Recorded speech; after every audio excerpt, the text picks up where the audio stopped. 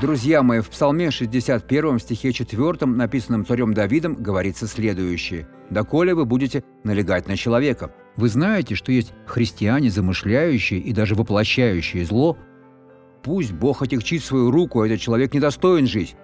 Нет, брат мой, жить недостоин тот, кто замышляет зло. Это очень серьезно.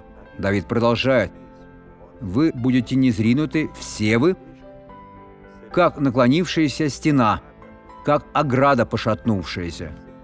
Не делайте так, образумьтесь. Доктор Суарес, но этот человек причинил мне зло, и вы ответите ему тем же. Вы ответите на сделанное им зло злом, ответьте добром. Мой Бог, он навредил мне, я пострадал по вине этого человека, но во имя Иисуса я его прощаю.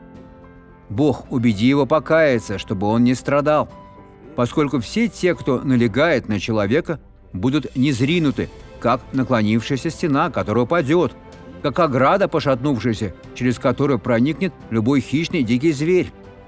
Не желайте себе такого. Посмотрите на благословленного человека.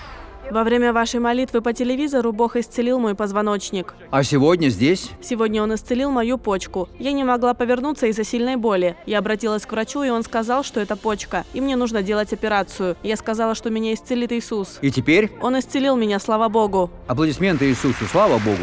Теперь помолимся. Отец, я молюсь о том, чтобы никто больше не налегал, не замышлял зла против кого бы то ни было. Бог, чтобы они не были низринуты, Бог, не были как наклонившаяся стена, как пошатнувшаяся ограда, Бог, через которую любой проникнет.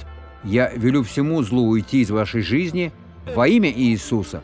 Хорошего дня и приготовьтесь к святому причастию через 2 воскресенья.